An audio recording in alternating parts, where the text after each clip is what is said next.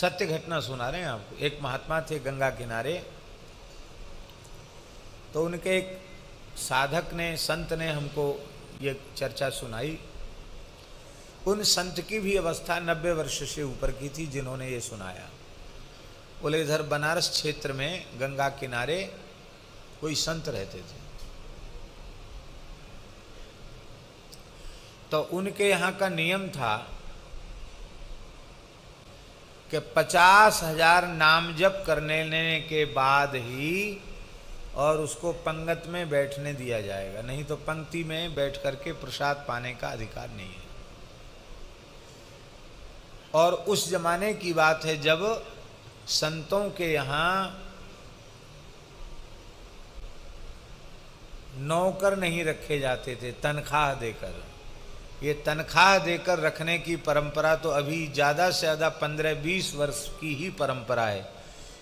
तो भगवत कैंकर्य करते हुए आपको 50,000 की संख्या पूरी करनी, चाहे आप रसोई बनाते हो, चाहे आप पूजा करते हो, चाहे झाड़ू लगाते हो, चाहे गैया का गोबर उठाते हो, स्थान में सब सेवा करनी पड़ेगी। लेकिन ये नियम करके तब तो बहुत से ऐसे होते नए आते, वो आ तो गए श्रद्धा से, पर वो अब भोजन करना है तो लगे हैं, तो गुस्सा करके लगे हैं सीताराम सीताराम सीताराम सीताराम सीताराम, जल्दी हो जाए पूरा, जाके पंगत में बैठ जाए। ये सबसे सरल साधन है सीताराम सीताराम, इससे सरल साधन है। इतना सरल साधन है कि लड्डू कचौड़ी खाते रहो, खीर मालपुआ भी खाते रहो, बस सीताराम सीताराम करते रहो तो तुम्हारे कल्याण की पूरी गारंटी है। तो ये है अन्न खा करके जपना,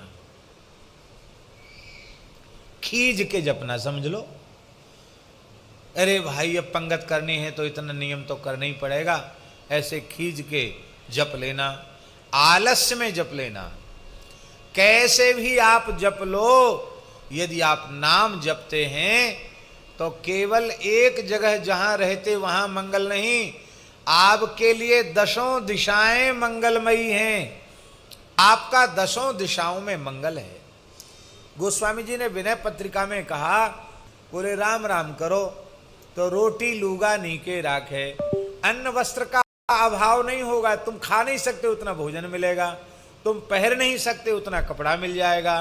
और आगे हूं की वेद भाखे, आगे वेद जिम्मेवारी ले रहे हैं, गारंटी ले रहे हैं कि तुम सरल सहज भाव से, निश्चल निष्कपट भाव से यदि सीताराम राधे श्याम जपते हो तो आगे हो की वेद भाखे, तुम्हारा परम कल्याण होगा।